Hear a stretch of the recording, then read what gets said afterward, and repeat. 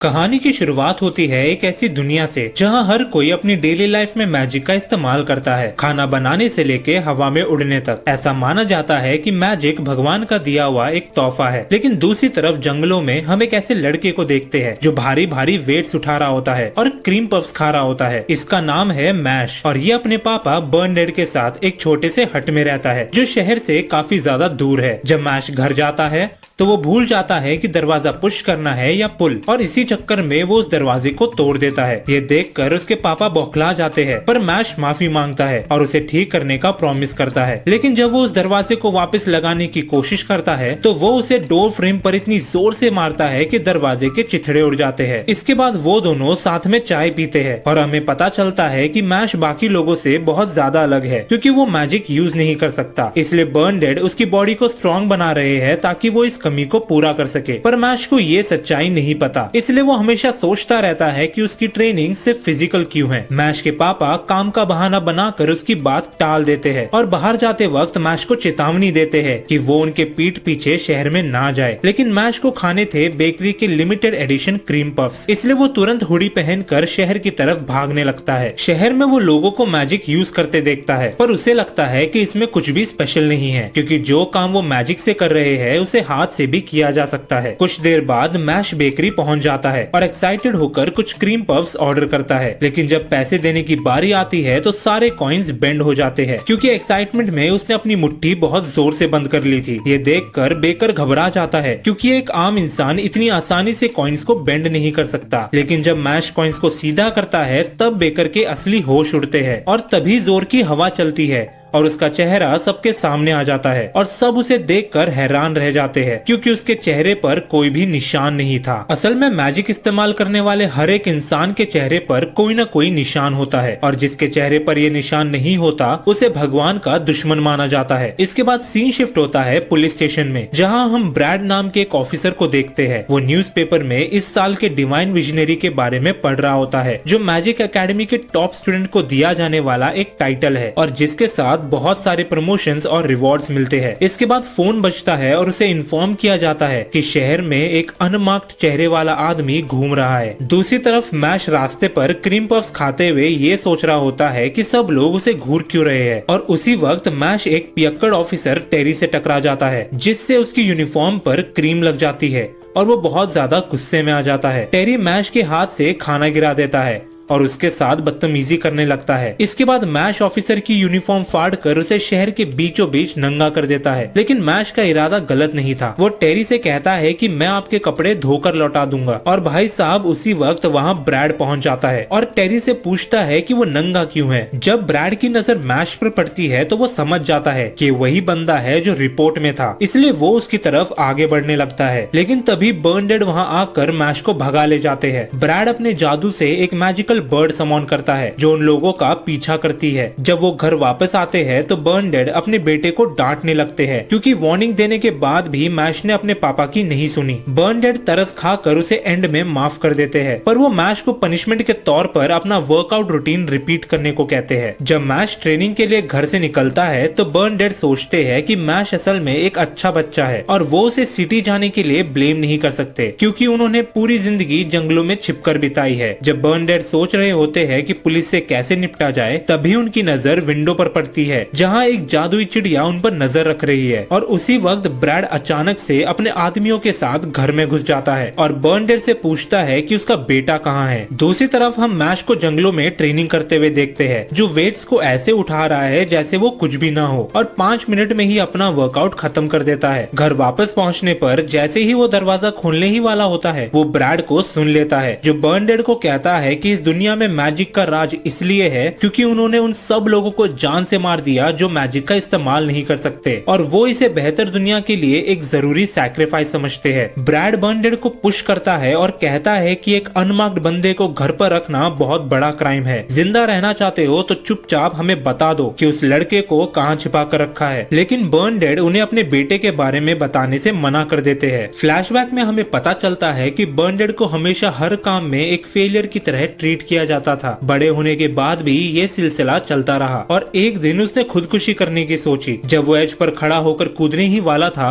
तभी उसे baby mash के रोने की आवाज आती है। उसे रियलाइज होता है कि इस बच्चे के चेहरे पर कोई भी निशान नहीं है, यानी कि ये मैजिक का इस्तेमाल नहीं कर सकता। मार्क ना होने की वजह से किसी ने इसे यहाँ छोड़ दिया था और ये सोचकर कि सोसाइटी ने इन दोनों को रिजेक्ट कर दिया है, बर्नडेड उसे अपना बेटा बना लेते हैं और हमेशा उसे प्रोटेक्ट करने की कसम खाते हैं। इसके बाद हम वापस प्रेजेंट टाइम में पहुंचते हैं, जहाँ बर्नडेड चिल्लाकर मैश को भागने को कहता है। ये देखकर ब्रैड उसे पीटने लगता है और जैसे ही वो उसे जान से मारने ही वाला होता है, मैश दरवाजा तोड़कर अंदर आता है और एक ऑफिसर को मारकर उड़ा देता है। टेरी उसके पास जाता है पर मैश एक बार फिर से उसकी यूनिफॉर्म फाड़ देता है और उसे तब तक थप्पड़ मारता है जब तक वो गिर नहीं जाता। मैश रिवील करता है कि वो इसलिए नहीं भागा क्योंकि बर्नडेड उसकी एकलौती फैमिली है। लेकिन ये सुनकर ब्रैड हंसने लगता है और सोचता है कि मैश के पास जीतने का कोई चांस नहीं है क्योंकि वो मैजिक यूज नहीं कर सकता। ब्रैड मैश पर वही स्पेल यूज करता है जो उसने ड्रैगन को भगाने के लिए किया था, पर मैश उसे आराम से एक हाथ से डिफ्लेक्ट कर देता है और ये देखकर ब्रैड को अपनी आंखों पर यकीन नहीं होता। वो एक और स्ट्रॉन्ग स्पेल से हमला करता है पर मैश उसे स्लैप कर उड़ा देता है, जिससे वो कहीं और ही एक्सप्लोड हो जाता है। टेरी मैश पर मैजिक से हमला करता रहता है पर मैश उन्हें बड़ी आराम से डिफ्लेक्ट करता है और ऐसा लगता है जैसे उसे इसमें मजा आ रहा हो। मैश अपने पापा की जादुई छड़ी उठाता है और ये देखकर ब्रैड एक बैरियर से खुद को डिफेंड करता है क्योंकि उसे लग रहा था कि मैश मैजिक का इस्तेमाल करेगा, लेकिन मैश छड़ी को बेसबॉल की तरह ब्रैड पर फेंकता है जो उसके बैरियर को चीरते हुए दीवार में घुस जाती है और ब्रैड डर के मारे घुटनों पर गिर जाता है। मैश उसे वार्निंग देता है कि अगली बार अगर उसने उसकी फैमिली को धमकाया तो वो उसे मार डालेगा, पर ब्रैड उसके सामने एक डील रखता है कि अगर मैश एक मैजिक एकेडमी में एनरोल होगा और डिवाइन विजनरी बनेगा तो सोसाइटी उसे एक्सेप्ट कर लेगी और पुलिस उनका पीछा करना छोड़ देगी। बदले में ब्रैड को उसके साथ मिलने वाले रिवॉर्ड्स और प्रमोशंस चाहिए। अगर उन्होंने ये डील नहीं मानी तो पुलिस पूरी जिंदगी उनका शिकार करेगी और दोनों को जान से मार डालेगी। मैश अपने पापा के साथ शांति से जीना चाहता है, इसलिए वो उनकी बात मान लेता है। मैश एक फेक मार्क के साथ prestigious eastern magic academy join करता है, जहाँ उसे एक बहुत ही खतरनाक एंट्रेंस एग्जाम देना होगा जिसका पासिंग रेट 3% से भी कम है। लूसी नाम का एक आदमी एप्लीकेंट्स को देख रहा होता है और तभी उसे एक जोर की आवाज सुनाई देती है। बाहर नजर घुमाने पर वो देखता है कि मैश वेट्स को पेपर की तरह उठा रहा है, जो लूसी को कंफ्यूज कर देता है क्योंकि ये मैजिक स्कूल है, कोई कुश्ती का अखाड़ा नहीं। लूसी खुद को शांत करता है और एक बार फिर से विंडो के बाहर नजर घुमाता है, लेकिन भाई साहब मैश फिटनेस बुक पढ़ते हुए इनविजिबल चेयर वाली एक्सरसाइज करने लगता है और बगल में ही ब्रैड और बर्नडेड छिपकर मैश पर नजर रख रहे होते हैं। लूसी स्टाइल में एंट्री मार कर यह अनाउंसमेंट करता है कि वो इस एग्जाम का इंचार्ज है। ये सुनकर स्टूडेंट्स हैरान हो जाते हैं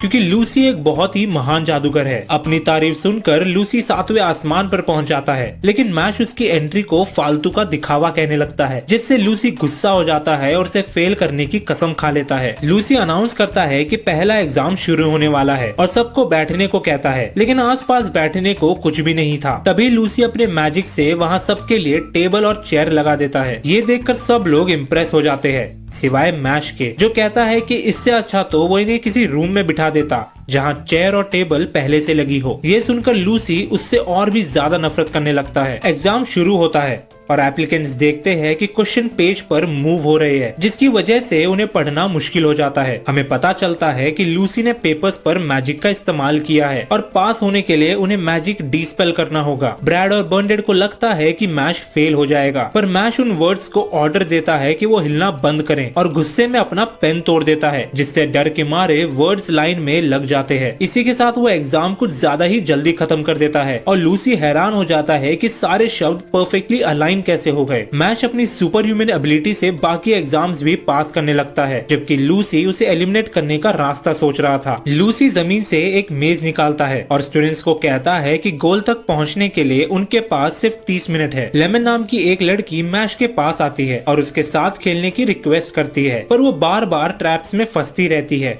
और मैश रियलाइज करता है कि वो कितनी यूजलेस है। जब मैश पीछे मुड़ता है तो लेमन एक स्पेल की मदद से उसे हथकड़ियों में बांध देती है और कहती है कि किसी वजह से उसे मैश को जीतने से रोकना है, पर मैश आराम से उन हथकड़ियों को तोड़ देता है और भाग जाता है क्योंकि उसे ये टेस्ट पास कर ही रहना है। उसके जाने के बाद एक क्रीचर लेमन से पहेली पूछता है, पर वो उसका जवाब नहीं दे पाती, जिसकी वजह से क्रीचर उस पर हमला करने के लिए तैयार हो जाता है। लेकिन तभी मैश वापिस आकर उस क्रीचर को एक पंच में ही ढेर कर देता है। लेमन हैरान थी कि मैश ने उसे क्यों बचाया, और मैश एक्सप्लेन करता है कि शायद वो दोनों एक ही वजह से यहाँ पर है, इसलिए मैश को उसके लिए बुरा लग रहा है। लेमन परेशान हो जाती है कि शायद वो टाइम पर मेज खत्म नहीं कर पाएंगे, पर मैश के पास एक प्लान है। लूसी को पूरा यकीन था कि मैश इस बार तो फेल होकर ही रहेगा, पर तभी हम देखते हैं कि जमीन हिलने लगती है और उन सभी स्टूडेंट्स को जोर की आवाजें सुनाई देती है, और तभी दीवार एक एक कर टूटने लगती है और मैश वहाँ से बाहर निकल जाता है और हमें पता चलता है कि उसने मेज को तोड़कर रास्ता बनाया है। बाकी स्टूडेंट्स उसे चीटर कहने लगते हैं, पर लेमन कन्फेस करती है कि लूसी ने उसे प्रॉमिस किया था कि अगर उसने मैश को रोका तो वो उसे स्कूल में एडमिशन दिला देगा। लूसी ये मान लेता है और अपनी मैजिकल पावर्स दिखाते हुए कहता है कि वो मैश और लेमन को फेल कर देगा, पर मैश उसकी छड़ी तोड़ देता है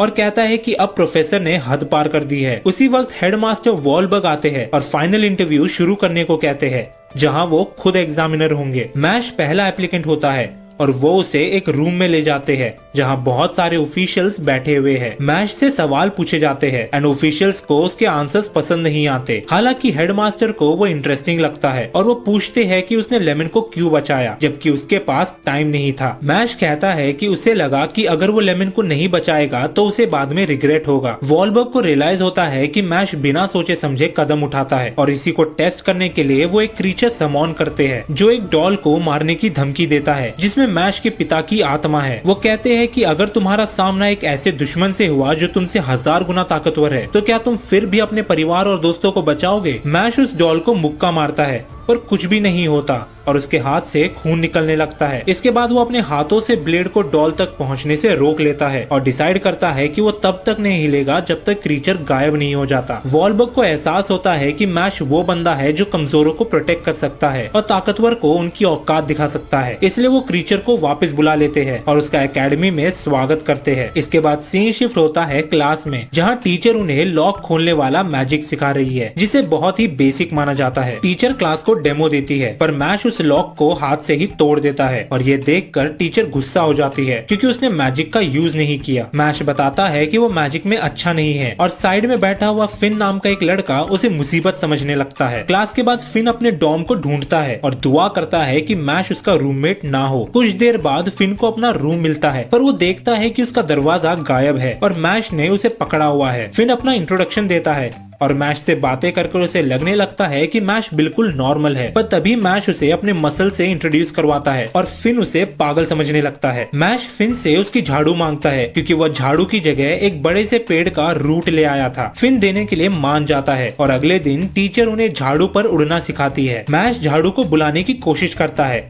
पर झाड़ू जवाब नहीं देती और एक स्टूडेंट उसका मजाक उड़ाने लगता है, लेकिन तभी मैश अपना पैर जोर से जमीन पर मारता है और वो झाड़ू उछल कर उसके हाथ में आ जाती है। स्टूडेंट उसे चीटर कहने लगता है और टीचर एक रेस अनाउंस करती है ये देखने के लिए कि कौन सा स्टूडेंट झाड़ू पर उड़कर फिनिश लाइन सबसे पहले पहुंचेगा। वो लड़का मैश को रेस के लिए चैलेंज करता है जहां लूजर को विनर की बात ग्रेजुएशन तक माननी होगी। मैश बिना सोचे समझे चैलेंज एक्सेप्ट कर लेता है। सब लोग रेस के लिए तैयार हो जाते हैं, लेकिन इंस्ट्रक्टर को थोड़ा शक होता है कि मैश झाड़ू पकड़ भी पाएगा या नहीं। स्टिल वो रेस शुरू करवा देती है और रेस स्टार्ट होते ही मैश इंस्टेंटली जीत भी जाता है और अपनी खतरनाक स्पीड से एक नया वर्ल्ड रिकॉर्ड सेट कर देता है। वहाँ खड़े सब लोग कंफ्यूज हो जाते हैं क्योंकि उन्होंने मैश को अपनी जगह से हिलते हुए भी नहीं देखा था, लेकिन फिन ने देख लिया था कि एक्चुअली हुआ क्या। मैश ने पहले झाड़ू को अपनी पूरी ताकत से आगे फेंका और फिर तुरंत उसकी तरफ कूदकर उस पर सवार हो गया। तभी एक स्टूडेंट मैश पर चीटिंग का इल्जाम लगाता है। मैश उस पर तरस खाने लगता है और कहता है कि जा भाई, बेट कैंसिल। वो लड़का फिर भी बकवास करता रहता है, लेकिन अचानक से उसका मुंह सिल दिया जाता है और तभी वहाँ पर एंट्री मारता है केविल नाम का एक स्टूडेंट। वो अपने दोस्त की तरफ से माफी मांगता है, लेकिन सब जानते हैं कि केविल एक बहुत बड़ी मुसीबत है। लोग मैश के लिए परेशान हो जाते हैं क्योंकि अब वो केविल का टारगेट बन चुका है। केविल मैश को अपना इंट्रोडक्शन देता है, लेकिन मैश गलती से उसका नाम कैबेज सुन लेता है, जिससे वहाँ एक ऑकवर्ड सन्नाटा छा जाता है। गुस्से में केविल स्पेल कास्ट करने की तैयारी करता है, लेकिन टीचर बीच में टोक देती है, ये कहते हुए कि क्लास अब भी चल रही है। केविल वहाँ से जाते हुए मैश को बोलता है कि मुझसे क्लास के बाद मिलना। जब वो लोग वापस रूम में जा रहे होते हैं तब फिन बताता है कि केविल ब्यूरो ऑफ मैजिक के एक हाई रैंकिंग मेंबर का बेटा है। वो समझाता है कि अगर मैश ने केविल से पंगा ले लिया तो वो एक्सपेल हो जाएगा क्योंकि उसकी फैमिली के वाइस प्रिंसिपल के साथ गहरे रिश्ते हैं। फिन ने बाकी स्टूडेंट्स को केविल की वजह से सफर करते हुए देखा है, इसलिए वो सबका डर समझ सकता है। मैश इन सब बातों से बेपरवाह होकर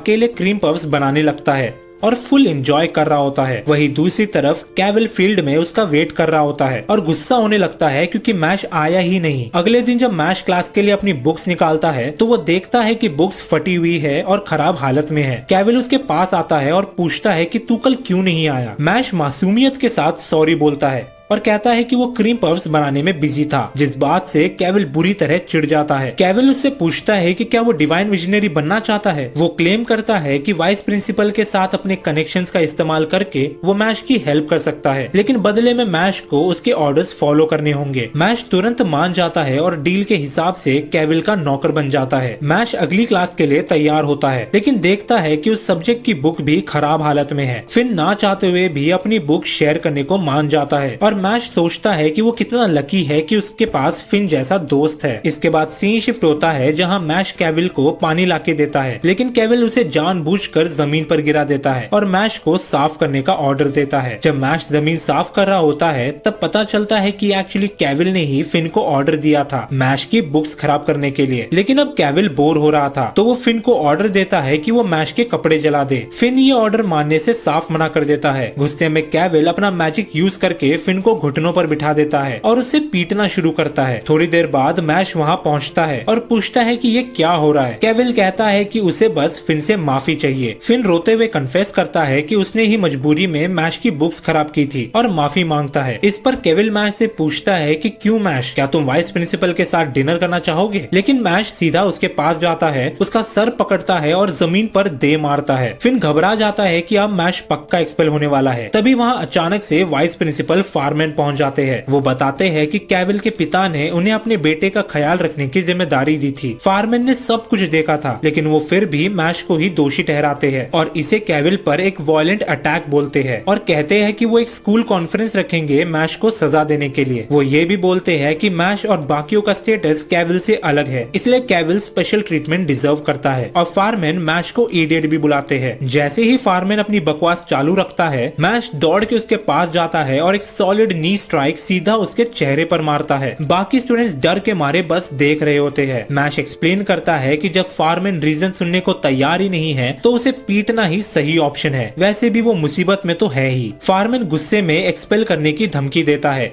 और स्पेल कास्ट करने की कोशिश करता है, लेकिन मैश तुरंत उसके मुंह पर मिट्टी फेंक देता है। फिर वो जमीन में एक गड्ढा खोदता है और फारमैन को उसमें पटक देता है और ऊपर से मिट्टी डालकर कवर करना शुरू कर देता है। फारमैन चिल्लाता है कि वो बच नहीं पाएगा, लेकिन मैश उसे जिंदा दफनाने की धमकी देता है। इस इंसिडेंट के बाद मैश को हेडमास्टर वॉलबर्ग अपने ऑफिस में बुलाते हैं। वो बताते हैं कि उन्हें अभी ब्यूरो ऑफ मैजिक से मैश को एक्सपेल करने का नोटिस मिला है। यहाँ हमें पता चलता है कि ब्यूरो ऑफ मैजिक देश की सबसे बड़ी लीगल अथॉरिटी है और अकेडमी से निकले हुए डिवाइन विजनरीज उसका कोर हिस्सा है। हेडमास्टर मैश को केविल के स्टेटस के बारे में याद दिलाते हैं, लेकिन फिर वो उस नोटिस को जला देते हैं क्योंकि वो नहीं चाहते कि अच्छे लोगों को नुकसान हो। वॉलबर्ग दुनिया के करंट स्टेटस पर भड़ास निकालते हैं और कहते हैं कि ये सिस्टम सिर्फ एलाइट्स की सेवा करता है। उन्हें लगता है कि दुनिया को मैश जैसे लोगों की जरूरत है जो सही काम करने के लिए खुद को सैक्रिफाइस कर सके। वो चाहते हैं कि मैश एक दिन डिवाइन विजनरी बने। मैश बताता है कि उसका भी यही प्लान है। हेडमास्टर उसे डिवाइन विजनरी बनने का तरीका समझाने लगते हैं, लेकिन मैश इतनी सारी इन्फॉर्मेशन हैंडल नहीं कर पाता और उसका भेजा फ्राई होने लगता है। फाइनली वॉलबर्ग चीजों को सिंपल रखते हुए कहते हैं कि बस हाई मार्क्स लाओ और जितना हो सके उतने कॉइन्स इकट्ठे करो। वो मैश को भरोसा दिलाते हैं कि ब्यूरो और वाइस प्रिंसिपल को वो संभाल लेंगे। अगले दिन डुएलो टीम का कैप्टन टॉम मैश को उनके डॉम को एक गेम में रिप्रेजेंट करने के लिए इनवाइट करता है, जो बेसिकली हैरी पॉटर के क्विडिश जैसा है। मैश कहता है कि भाई मुझे झाड़ू पर उड़ना नहीं आता, लेकिन टॉम उसका विश्वास नहीं करता और जबरदस्ती टीम में शामिल कर लेता है। मैच शुरू होता है और ओपोनेंट टीम बॉल पर कब्जा कर लेती है। दूसरी तरफ मैश अब भी जमीन पर खड़ा हुआ है और कहता है कि मैंने बोला था ना, मुझे उड़ना नहीं आता। क्राउड को लगता है कि मैश कोशिश भी नहीं कर रहा, इसलिए वो उसे चिढ़ाते हैं और उस पर चीजें फेंकते हैं। मैश की टीम बुरी तरह हार रही होती है। टॉम उसके पास आता है और रूल समझाता है कि पॉइंट्स लेने के लिए बॉल को ओपोनेंट के रिंग में डालना होता है और मैजिक का इस्तेमाल साफ मना है। ये गेम पूरा झाड़ झाड़ू उड़ाने के टेक्निक पर है। जैसे ही टॉम गेम में वापस जाने वाला होता है, ओपोनेंट टीम का कैप्टन जानबूझकर टॉम को टक्कर मारता है, जिससे वो नीचे गिर जाता है। मैश उसे चेक करता है और ऐसा लगता है कि टॉम की कुछ हड्डियां टूट गई है। मैश ओपोनेंट कैप्टन से स्पोर्ट्समैनशिप के बारे में पूछता है, लेकिन कैप्टन बोलता है कि जीतना ही सब कुछ है। टॉम मैश को बोलता है कि जीतना सब कुछ नहीं होता, अपना बेस्ट देना इम्पोर्टेंट है। उनकी टीम 50 पॉइंट्स पीछे है। ओपोनेंट को लगने लगता है कि वो जीत गए, लेकिन उन्होंने मैश को गुस्सा दिला दिया था। मैश अपना झाड़ू पकड़ता है और हवा में जंप करता है। वो इतनी तेजी से अपना पैर मारता है कि वो हवा में ही उड़ने लगता है, जिसे देखने वाले कंफ्यूज हो जाते हैं। मैश अपनी टीम से बॉल मांगता है और इतनी जोर से फेंकता है कि बॉल हवा को चीरते हुए सीधा ओपोनेंट के रिंग में जा घुसती है। सिर्फ इतना ही नहीं, लोगों के होश तो तब उड़ते हैं जब बॉल घूमकर बूमरैंग की तरह वापस मैश के हाथ में आ जाती है। मैश यही मूव बार बार रिपीट करता है और पॉइंट्स स्कोर करता रहता है। स्कोर इवेंचुअली 999 तक पहुंच जाता है। मैश की टीम ना सिर्फ जीतती है, बल्कि वो इतिहास का सबसे बड़ा स्कोर बनाती है और जीत के तौर पर उन्हें सिल्वर कॉइन्स मिलते हैं। फिन कहता है कि परफॉर्मेंस इनक्रेडिबल थी, लेकिन मैश बोलता है कि मुझे ये गेम दोबारा नहीं खेलना। टॉम उसे गले लगाता है और थैंक यू बोलता है। बाद में हम लैंस नाम के स्टूडेंट को न्यूज़पेपर पढ़ते हुए देखते हैं, जहां उसे मैश की अचीवमेंट का पता चलता है। वो मैश को एंट्रेंस एग्जाम से पहचान लेता है, उसकी फोटो डिस्ट्रॉय करता है और मैश को अपना अगला टारगेट बनाता है। क्लास के दौरान टॉम मैश को प्रैक्टिस के लिए तंग करता है और लेमन पढ़ाई के लिए, लेकिन मैश इंटरेस्टेड नहीं है। तभी लैंस वहां आता है और लेमन पहचान लेती है कि ये वही स्टूडेंट है जिसने एंट्रेंस एग्जाम में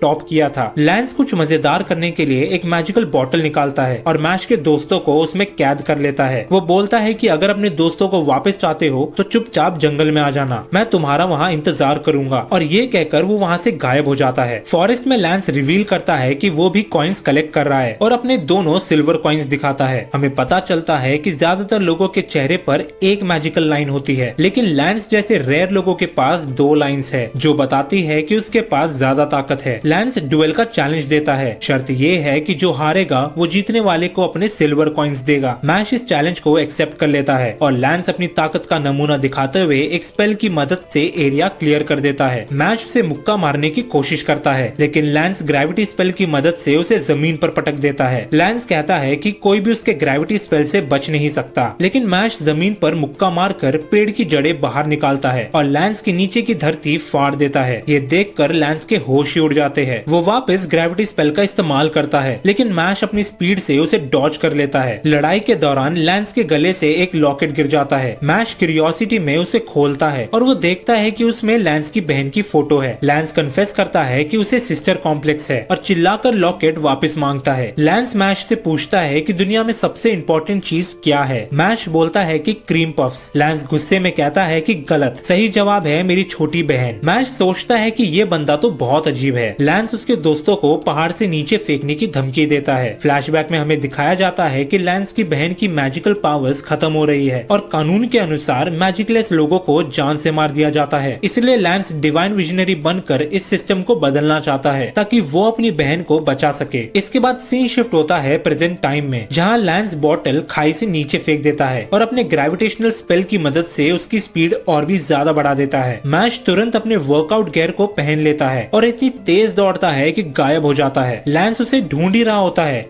कि मैश पलक झपकते ही उसके पीछे खड़ा हो जाता है। लैंस को लगने लगता है कि मैश ने किसी तरह के फिजिकल एनहांसमेंट मैजिक का इस्तेमाल किया है। मैश बताता है कि लैंस इतना बुरा आदमी भी नहीं है, क्योंकि मैश के पास जो बोतल थी वो खाली थी। मैश तेजी से लैंस के पास आता है और उसकी जेब से असली बोतल छीन लेता है। लैंस अपनी हार मानता है और शर्त के तौर पर अपना सिल्वर कॉइन मैश को दे देता है। इसके बाद हमें एकेडमी के 3 डॉम्स के बारे में बताया जाता है। पहला है एडलर यानी कि करेज, दूसरा है ऑर्का यानी कि विजडम और तीसरा है लैंग यानी कि एम्बिशन। मैश और फिन एडलर डॉम से है। मैश पता करता है कि 5 सिल्वर कॉइन्स एक गोल्ड कॉइन के बराबर है। सीन के एंड में फिन पैनिक करता है क्योंकि उन्होंने पोशंस का असाइनमेंट पूरा ही नहीं किया। तभी लैंस वहां आ जाता है और उन्हें कामचोर बुलाता है, लेकिन फिर बाद में वो उसकी हेल्प करने के लिए तैयार हो जाता है। वो एक चिल्लाने वाला मैंड्रिक निकालता है और उन्हें एक स्लीपिंग स्पेल सिखाता है जिससे मैंड्रिक को सुलाया जा सकता है। लैंस बोलता है कि अब तुम ट्राई करो, लेकिन जब मैश ट्राई करता है तो मैंड्रिक चुप होने के के बजाय पागलों की तरह चिल्लाने लगता है। लैंस फिन को कुछ सुझाव देता है। वो समझाता है कि अपनी मैजिक को एक सिंगल पॉइंट पर फोकस करो। फिन फॉलो करता है और फाइनली अपने मैंड्रिक को सुलाने में कामयाब हो जाता है। लेकिन वही दूसरी तरफ मैश का मैंड्रिक बड़ा हो चुका है और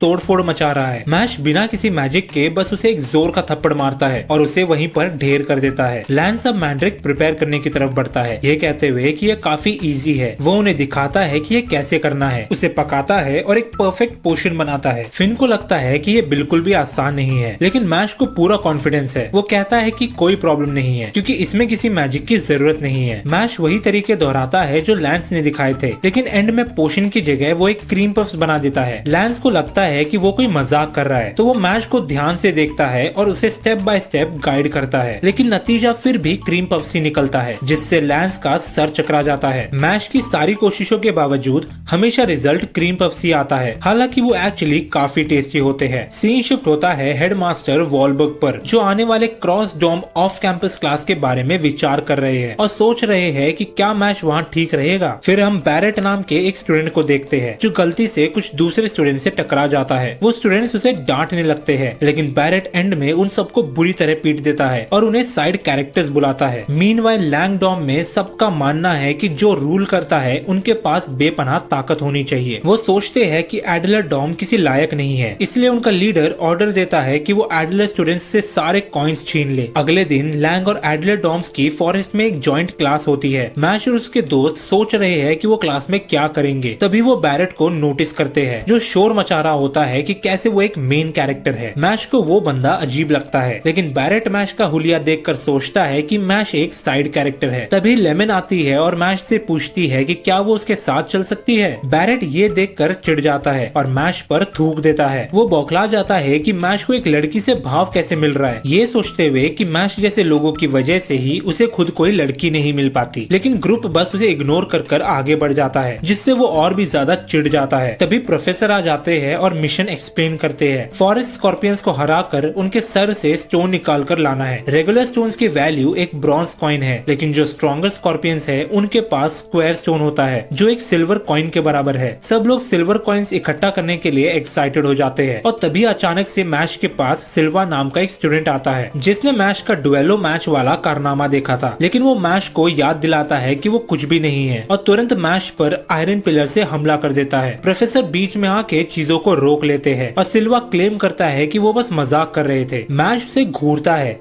लेकिन लैंस उसे रोक लेता है, ये बताते हुए कि सिल्वा एक्चुअली उनसे 1 साल बड़ा है, लेकिन क्योंकि वो एक बदमाश लड़का था जिसने काफी स्टूडेंट्स और टीचर को चोट पहुंचाया है, इसलिए उसे 1 साल के लिए फेल कर दिया था। लैंस वार्न करता है कि सिल्वा से दूर रहो, लेकिन मैश बस इस बात से खुश है कि उसका क्रीम पफ्स पिचका नहीं। वो फॉरेस्ट के अंदर जाते हैं और लैंस सोचता है कि उन्हें साथ मिलकर काम करना चाहिए, लेकिन मैश अचानक से गायब हो जाता है क्योंकि वो अपने ही ख्यालों में खो गया था। मैश घूमते हुए बैरेट से टकराता है। बैरेट उसे अचानक देख कर घबराने लगता है, लेकिन मैश उसे एक थप्पड़ मारकर शांत कर देता है। बैरेट उससे लड़ना चाहता है, लेकिन अचानक उन्हें एक चीख सुनाई देती है। हम एक लड़की को देखते हैं जो दूसरे स्टूडेंट द्वारा अटैक की जा रही है। वो मदद के लिए रोती है और बैरेट अपने मैजिक से उस लड़के पर एक धमाका कर देता है। लड़की बैरेट को शुक्रिया अदा करती है और वो कूल बनने की कोशिश करने लगता है, लेकिन जब वो लड़की उसका हाथ पकड़ती है तो वो अपना आपा खो बैठता है। मीनवाइल हम एक मरे हुए स्कॉर्पियन को देखते हैं। ऐसा लगता है कि सिल्वा ने पहला स्क्वायर स्टोन हासिल कर लिया है, लेकिन शायद वो किसी और चीज की तलाश में है। लड़की बैरेट को एक बार फिर से थैंक यू बोलती है और उनके घुटने टच हो जाते हैं। इसके बाद तो भाई साहब बैरेट पागल सा हो जाता है और अपना सर जमीन पर पटकने लगता है, लेकिन हमें पता चलता है कि लड़की उसे वश में करने के लिए मैजिक यूज कर रही है। ऐसा मैजिक जो किसी को भी उसके प्यार में पागल बना देता है। वो अपना मैजिक मैश पर ट्राई करती है, लेकिन मैश पर उसका कोई असर नहीं होता। लड़की हैरान है कि ये मैजिक मैश पर काम क्यों नहीं कर रहा। बैरेट उसकी हालत के बारे में सोचता है और लड़की झूठ बोलती है कि उसे सिल्वा द्वारा धमकाया जा रहा है, जो उसे जबरदस्ती अपना यूनिक मैजिक यूज करने को बोल रहा है। बैरेट उसकी मदद करने की कसम खाता है और तभी अचानक से सिल्वा उन पर हमला कर देता है। बैरेट लड़की के लिए सिल्वा से लड़ने का फैसला करता है। वो फायरबॉल की बौछार से अटैक करता है और चीजों को एक बड़े धमाके के साथ खत्म कर देता है। मीनवाइल हम फिन और लेमन को लैंस से चिपके हुए देखते हैं, जो डर के मारे रोने लगते हैं। लैंस सोचता है कि क्या मैच ठीक है। इस तरफ बैरेट को लगता है कि वो जीत गया, लेकिन धुआं हवा हटते ही दिखता है कि सिल्वा ने अपने आयरन मैजिक से खुद को बचा लिया था। वो अपने आयरन पिलर से बैरेट पर हमला करता है और गलती से मैश का क्रीम पफ उसके हाथ से गिर जाता है। सिल्वा उन्हें लड़ने के लिए उकसाता है, जबकि मैश बस अपने क्रीम पफ्स के नुकसान से सदमे में है। बैरेट समझ जाता है कि उनकी मैजिकल पावर्स में बहुत बड़ा अंतर है। वो सोचता है कि मैश किसी काम का नहीं है, तो लड़की को बचाना उसके ऊपर है। सिल्वा उसे एक मौका देता है और कहता है कि अगर तुम मेरे 5 अटैक्स झेल गए तो मैं लड़की को अकेला छोड़ दूंगा। शर्त एक सिल्वर कॉइन की है। लड़की को लगता है कि ये पागलपन है, लेकिन बैरेट उसकी शर्त मान जाता है। सिल्वा कहता है कि मैश भी इसका हिस्सा है, तो उसे भी एग्री करना होगा। बैरेट कहता है कि मैश इन्वॉल्व नहीं है, लेकिन सिल्वा जिद करने लगता है, तो बैरेट डिसाइड करता है कि वो मैश के हिस्से की भी मार खाएगा। सिल्वा सोचता है कि बैरेट पागल हो चुका है और अपने आयरन फिस्ट स्पेल से अटैक करना शुरू करता है। बैरेट एक अटैक के बाद ही घुटनों पर आ जाता है, लेकिन वो वापस उठ खड़ा होता है। सिल्वा लगातार आयरन पिलर से हमला करता रहता है, जबकि लड़की और मैश बस देखते रहते हैं। 9 अटैक्स के बाद भी बैरेट अपने पैरों पर खड़ा है। सिल्वा फाइनल ब्लो के लिए एक एक्स्ट्रा स्ट्रॉन्ग अटैक मारता है और बैरेट बेहोश हो जाता है। सिल्वा इतराने लगता है,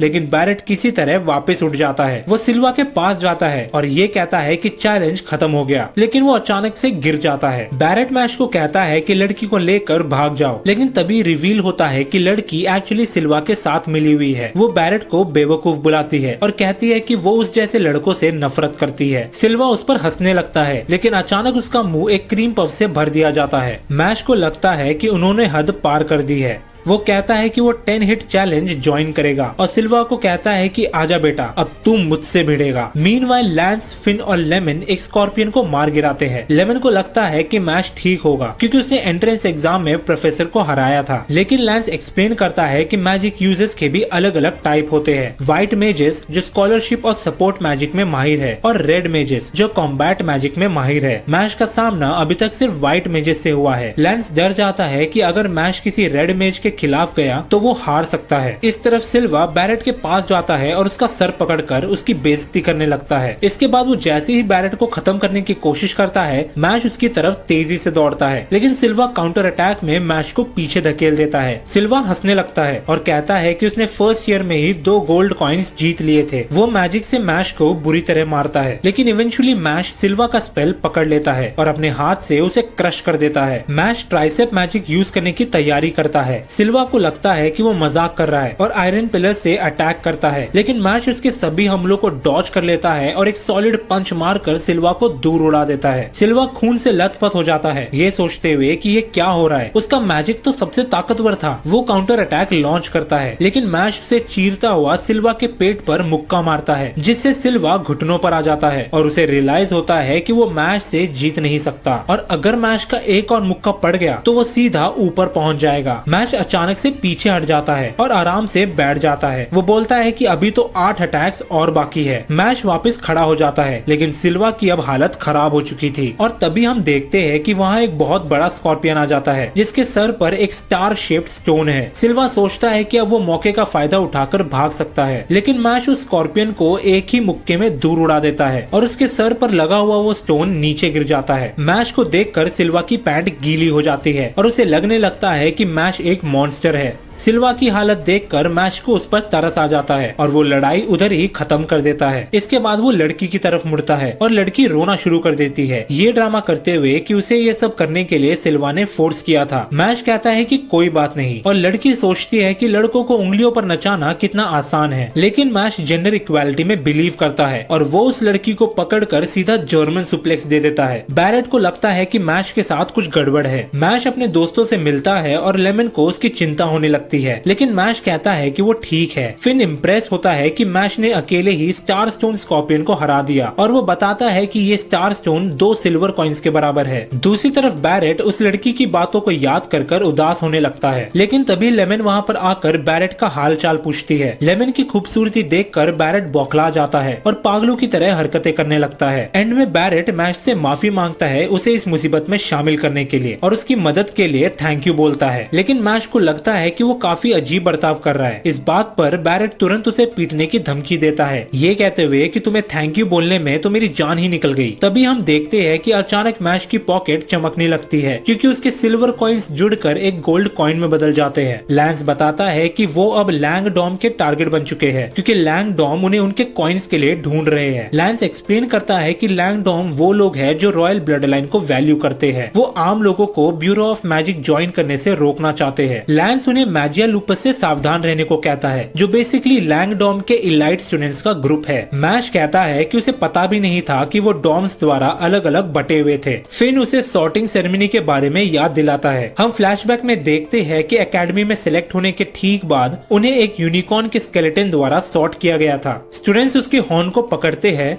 और स्केलेटन उनका दिमाग पढ़कर उन्हें सही डॉर्म में भेजता है। लेकिन जब मैश की बारी थी, वो देखता है कि मैश के दिमाग में सिर्फ क्रीम पफ्स भरे हुए हैं। स्केलेटन घबरा जाता है क्योंकि सदियों में पहली बार उसने किसी स्टूडेंट को सॉर्ट करने में दिक्कत महसूस की थी। वो उसके दिमाग में और गहरा देखने की कोशिश करता है, लेकिन क्रीम पफ्स के अलावा वहाँ कुछ भी नहीं मिलता। तो वो बस फैसला कर लेता है कि जो लोग क्रीम पफ्स पसंद करते हैं वो एडलर डॉम में ही होने चाहिए, और इस तरह मैश एडलर डॉम का हिस्सा बन जाता है। लैंस आगे समझाता है कि मैजिया लुपस में डॉम के 7 टॉप स्टूडेंट्स है और सिल्वा जरूर उनके चमचों में से एक होगा। वो मैश को वार्न करता है कि क्योंकि अब उसके पास एक गोल्ड कॉइन है, उसे एक्स्ट्रा सावधान रहना जरूरी है। लेकिन इस वार्निंग के बावजूद मैश अपनी क्लास ढूंढते हुए रास्ता भटक जाता है। वो एक रूम का दरवाजा ढूंढता है और सोचता है कि उसे कैसे खोला जाए, ये सोचते हुए कि ये पुश है या पुल। मीनवाइल हम सिल्वा को देखते हैं जो अपनी हार के लिए माफी मांग रहा है। हमें पता चलता है कि लैंगडॉर्म के लीडर का नाम एबेल है और वो एक डरावनी डॉल पकड़े हुए है। वो कहता है कि उनका मिशन दुनिया को उसकी गंदगी से साफ करना है। सिल्वा दूसरे मौके के लिए भीख मांगता है, लेकिन एबेल उसकी एक नहीं सुनता और उसे एक डॉल में बदल देता है। वो डॉल खड़े होती है और लाइन में लगने के लिए आगे बढ़ती है। एबेल दावा करता है कि सिर्फ वही अगला डिवाइन विजनरी बनने के लायक है और अपनी डॉल को मम्मी बुलाने लगता है। लेकिन ठीक उसी पल मैश अचानक से वहाँ धमाकेदार एंट्री मारता है। वो आते ही पहले तो सॉरी बोलता है क्योंकि उसने गलती से एक और दरवाजा तोड़ दिया, और फिर वो एबेल को पॉइंट आउट करता है कि वो कितना अजीब है जो एक डॉल से बातें कर रहा है।